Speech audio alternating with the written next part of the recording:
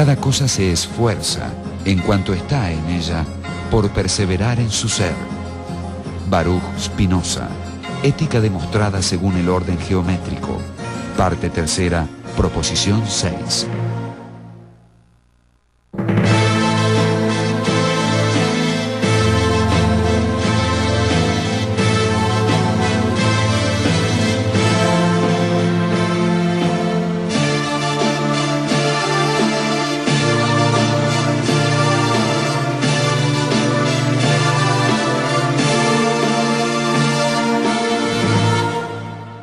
Baruch Spinoza.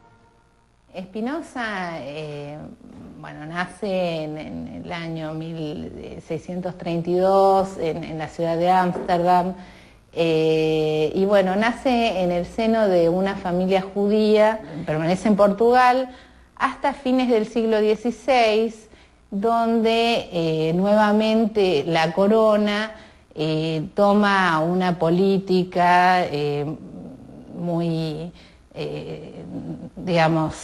sangrienta con el pueblo judío, implementando la muerte y la cárcel de los judíos para confiscar sus bienes y acrecentar los recursos de la corona que se encontraba en una fase colonialista. En esta circunstancia, el padre de Spinoza, Miguel Spinoza, decide emigrar y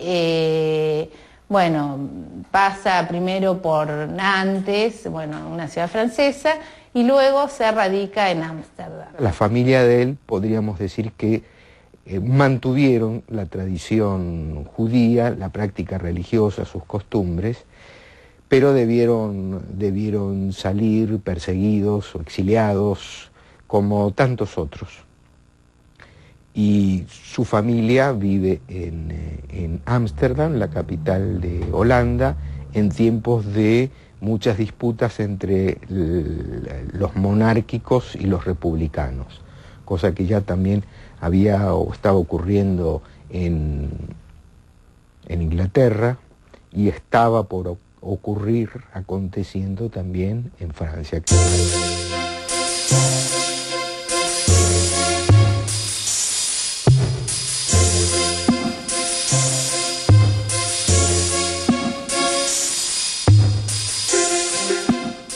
Baruch Spinoza, también conocido como Benedicto Spinoza, perteneció a una familia que ocupaba una buena posición en la comunidad judía de Ámsterdam. El padre de Baruch era un rico comerciante y trató de dar a su hijo una educación impecable. Con el tiempo, el joven colaboró con las actividades comerciales familiares, pero sus intereses eran otros. Su padre empezó a pensar en él como en un futuro rabino. Comienza teniendo una educación, religiosa en la comunidad, en la escuela de la comunidad judía, y se dedica a estudiar, por ejemplo, el Antiguo Testamento, a estudiar hebreo, para conocer y leer las Sagradas Escrituras. Entonces es sobre todo una educación religiosa la que él comienza a tener, que de alguna manera influye en su pensamiento porque tiene por centro a Dios. Y la idea fundamental de toda su filosofía parte de la idea de Dios y de entender qué cualidades y atributos surgen de esa idea de Dios, ¿no? Así que ya desde el principio, de sus primeros tiempos, la educación que recibe Spinoza es una educación religiosa, que de alguna manera le enseña o lo lleva a poner a Dios como centro de todos sus pensamientos, ¿no? Lo que va advirtiendo Spinoza es que la práctica religiosa, las formas institucionales de la religión judía y otras también, le parecían como reñidas con el espíritu mismo de la religión y básicamente el pensamiento judío. De eso parte desde allí hasta llegar a una revisión y una reformulación de la misma idea de Dios. Allí es donde aparecen una de las características verdaderamente escandalosas de su pensamiento. Además de familiarizarse con la lectura del Antiguo Testamento y el Talmud, y con las especulaciones de la Kabbalah, los intereses intelectuales del joven Spinoza se orientaron hacia las matemáticas, la filosofía y los idiomas. Su abierta inteligencia lo llevó a cuestionar los puntos de vista ortodoxos para la interpretación de la Escritura, y en 1656, cuando solamente tenía 24 años, fue solemnemente excomulgado.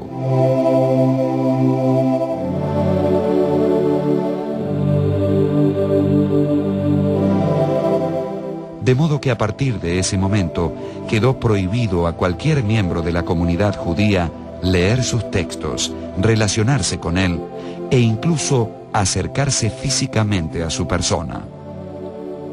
La excomunión en la iglesia judía, en la sinagoga, es o puede ser o más leve o más dura que lo que conocemos habitualmente por excomunión en el mundo católico cristiano, porque tiene tres planos, uno podríamos decir leve, uno mediano y otro muy duro.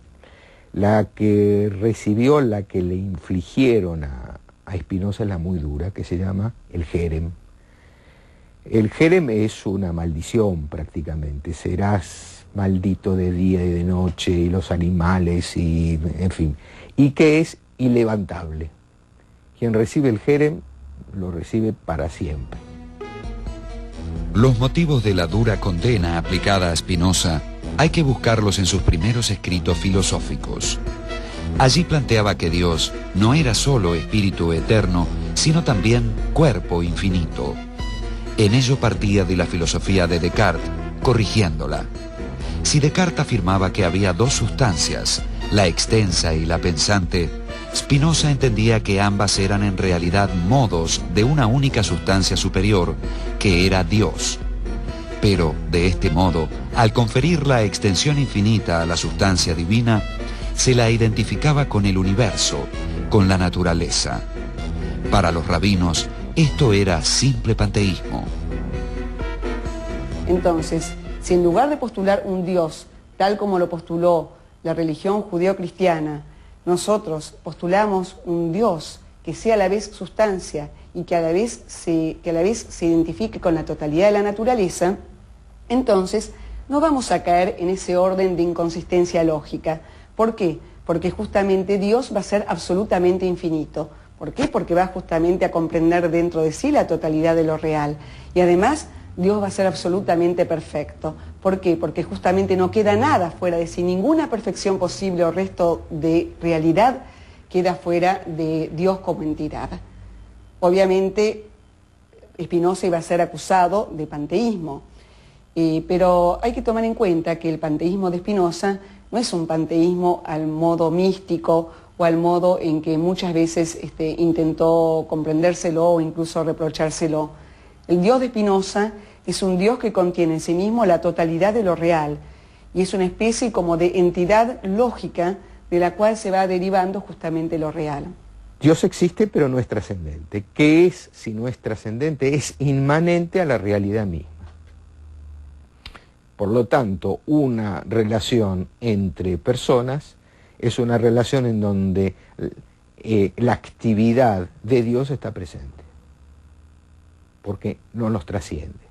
Quiere decir que las relaciones que vinculan a los seres y las cosas entre sí, por allí está circulando la idea de Dios. No es ninguna figura eminente, ninguna entidad moral, ningún ser todopoderoso, sino que lo todopoderoso es la naturaleza misma. Spinoza dice que concebir a un Dios que no es extenso es quitarle una de sus perfecciones. Entonces, un Dios absolutamente infinito no solamente tiene que incluir el pensamiento, sino que además tiene que incluir la extensión. Ahora bien, ¿qué es esta extensión? Este atributo, que es la extensión, en realidad está conformado por la totalidad infinita de los cuerpos. Esto es, por el aspecto que presenta la totalidad de los cuerpos, constituyendo al universo. Ahora, ¿qué pasa? Esta totalidad de los cuerpos, en realidad, es una especie de sistema cerrado. Hoy en día podríamos decir, y este es un anticipo realmente revelador de Spinoza, que el sistema de la extensión es un sistema de energía. ¿Por qué?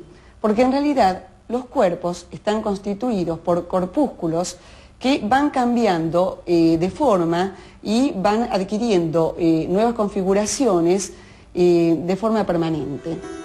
Spinoza afirmó también que era imposible demostrar la inmortalidad del alma y que la Biblia debía ser libremente interpretada, sin prestar atención a la exégesis oficial. La hostilidad hacia Spinoza no cesó con la excomunión y hasta se llegó a atentar contra su vida. Como consecuencia de ese intento de asesinato, fue a residir a un pueblito cerca de Leiden y 3 años más tarde a los alrededores de La Haya. Trató de llevar una vida discreta, reservada y dedicada al estudio y la escritura. Se le conoce un único intento de formar una familia que no prosperó porque el padre de la novia impuso la condición de que Spinoza abrazara el cristianismo. Toda su obra filosófica y todo el desarrollo de su profesión y de su pensamiento lo hace apartado y de alguna manera rechazado por el mundo, religioso y el mundo incluso filosófico. Es muy interesante ver cómo las reacciones que suscita Spinoza, reacciones muy fuertes de rechazo y de aceptación. O sea, por ejemplo, algunos han llegado a decir que de todos los hombres que el diablo había utilizado para destruir la obra de Dios, Spinoza era el peor de todos. Incluso algunos lo acusaban que como en realidad se dedicaba a escribir y a trabajar de noche, lo hacía porque se ocupaba de obras de las tinieblas.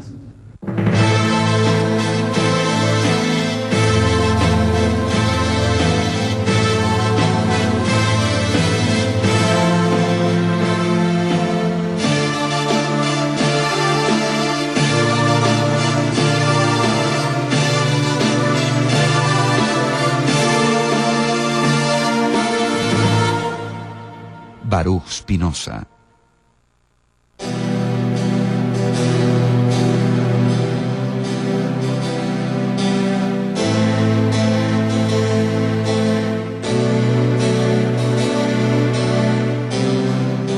En 1673 se le ofreció una cátedra de filosofía en la Universidad de Heidelberg, pero la rehusó para mantener su independencia y aislamiento. Solo 2 obras fueron publicadas por Spinoza durante su vida: Los principios de la filosofía de Descartes y el Tratado teológico político, aparecido anónimamente en 1670. Poco después de su muerte, irían apareciendo sus otros escritos y su obra más importante, La ética demostrada según el orden geométrico. Porque en realidad Spinoza escribió su obra principal siguiendo el método de Euclides. El método de Euclides parte de ciertos axiomas y de ciertas definiciones, y a partir de esas definiciones y de esos axiomas se van derivando, lógicamente, una serie de proposiciones a lo largo de las cuales se demuestran justamente esas definiciones y esos axiomas de los cuales se partió. Él dice que va a tratar de las pasiones y de los sentimientos humanos como si se tratara de líneas y de puntos. Entonces, la ética que funda Spinoza es una ética objetiva, es una ética que es deducida justamente como se deducen las propiedades de un triángulo. Entonces, el amor intelectual, que es la figura, de Spinoza, o el elemento, donde culmina toda la ética de Spinoza, el planteo ético de Spinoza, es alcanzar la forma de conocimiento más perfecta por la cual yo veo toda la realidad surgiendo, cada cosa singular surgiendo, o como un modo, finito, y todas las cosas relacionadas entre sí, que en el fondo están surgiendo de ese ser divino que es Dios. Surgiendo obviamente necesariamente, constantemente en todo momento. E incluso me comprendo a mí mismo como una manifestación de Dios, y ese amor que yo tengo a esa fuente de la cual surjo, o a esa causa inmanente que es Dios, me doy cuenta que es Dios amándose a sí mismo. El problema no es Dios, sino el uso político-moral que se hace de Dios. Esto es un tema tal vez el más escandaloso, en donde a partir de ello él dice toda moral que construye qué es el bien y qué es el mal es un aparato de sometimiento y obediencia. De ahí que su libro principal, La ética, sea el texto más escandaloso, donde dice son las relaciones entre las cosas y entre los hombres las que establecen lo bueno y lo malo. No existe el bien y el mal, sino lo bueno y lo malo. ¿Qué es lo bueno? Aquello que, no siendo yo mismo, me afecta y me produce sentimientos de alegría. Me compone. Aquella otra cosa que el término que utiliza son encuentros, que se generan encuentros y composiciones. Lo que genera desencuentros y descomposiciones en las afecciones entre los seres y las cosas son las pasiones tristes. Spinoza, tanto en la ética como en su tratado político, hace una crítica muy fuerte a aquellos filósofos y teólogos que tratan a las pasiones humanas como si fueran pecados o vicios de una recta razón. Y lo que va a marcar Spinoza es que las pasiones son constitutivas de la naturaleza humana, que son tan naturales como las acciones. Y bueno, que solo sobre el reconocimiento de este carácter pasional, ineludible en todo hombre, es que efectivamente se va a poder acceder al conocimiento. La filosofía de Spinoza parece priorizar el aspecto lógico, formal o arquitectónico del sistema, su orden geométrico. Sin embargo, le da gran importancia a aspectos tan poco formales como el cuerpo, las pasiones, los afectos y ese deseo o impulso que recibe el nombre de conato.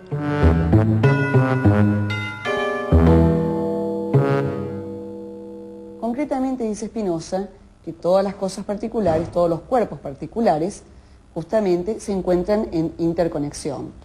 Cada cuerpo es una entidad autónoma, relativamente autónoma. ¿Por qué? Porque cada cuerpo está animado por lo que Spinoza llama el conato. El conato es una tendencia de la cosa a permanecer o a mantenerse en la existencia. De alguna manera, el conato es la esencia de toda cosa singular.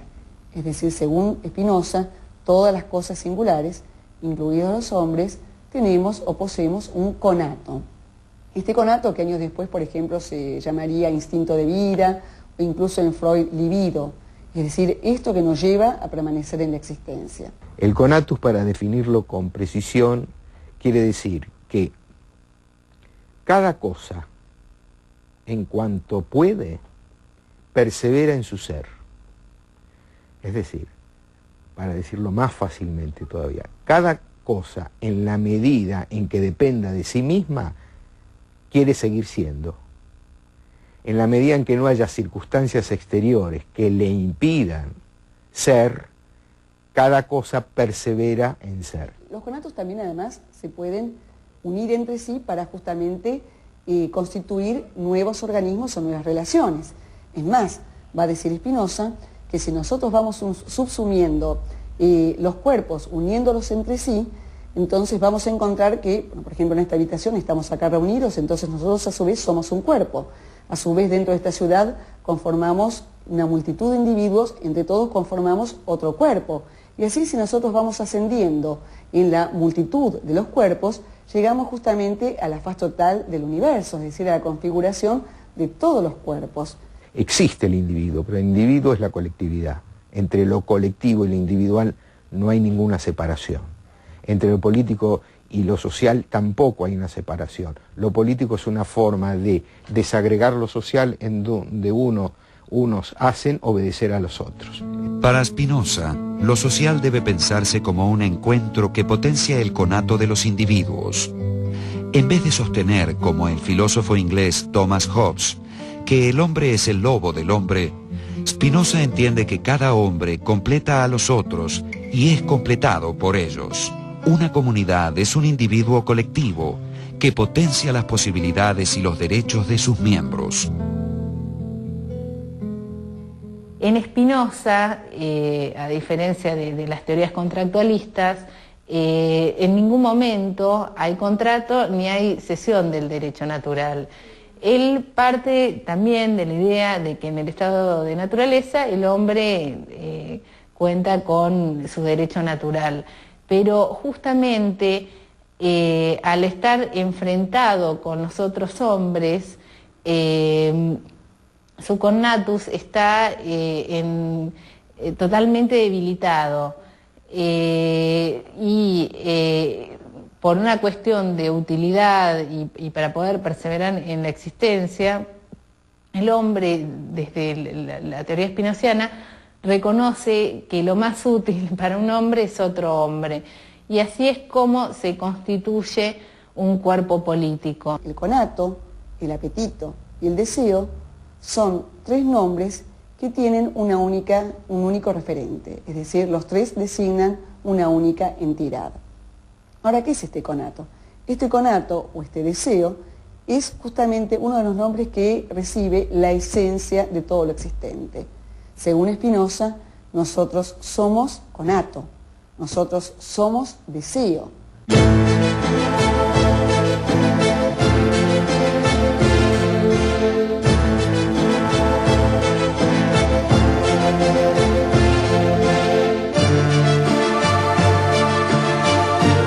Baruch Spinoza falleció de tuberculosis en 1677.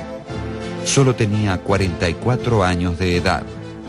Su filosofía fue a la vez mística y racionalista, iluminista y religiosa. Ha influido a Georg Wilhelm Friedrich Hegel, a Sigmund Freud, a Gilles Deleuze y a muchos otros pensadores.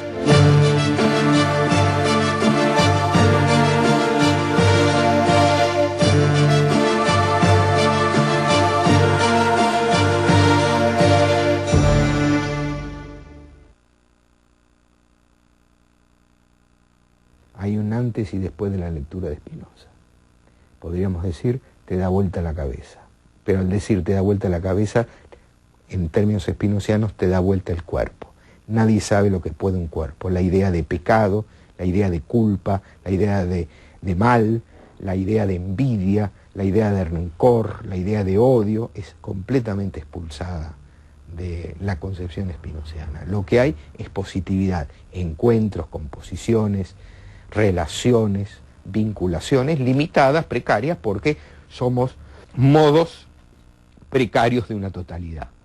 Si bien Spinoza era un filósofo del siglo XVII, su obra no deja de aportarnos una serie de caminos para interpretar la política, y bueno, para pensar la realidad. La filosofía tiene eso que de algún modo siempre nace en una época, en un contexto determinado, una situación política, económica determinada, desde la cual el filósofo habla. Pero al mismo tiempo tiene algo perenne que le permite perdurar en el tiempo y volver a hablar de él, y que en algunas cosas vuelva a conmover. Las ideas que alguna vez algún filósofo planteó en algún momento de la historia de la filosofía, ¿no?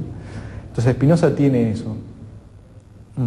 Uno puede volver a leerlo, y si bien hay mucho contexto en su obra también hay un valor que es eterno, por el cual uno lo puede traer de nuevo y hacer una lectura y encontrar algo interesante para el mundo contemporáneo.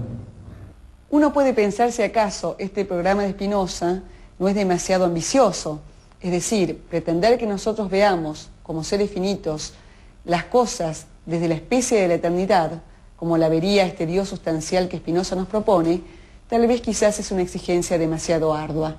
Sin embargo, el mismo Spinoza termina su ética con las siguientes palabras: todo lo excelso es tan difícil como raro. Esto es, él reconoce realmente que no es fácil lograrlo. Sin embargo, tenemos que intentar hacerlo.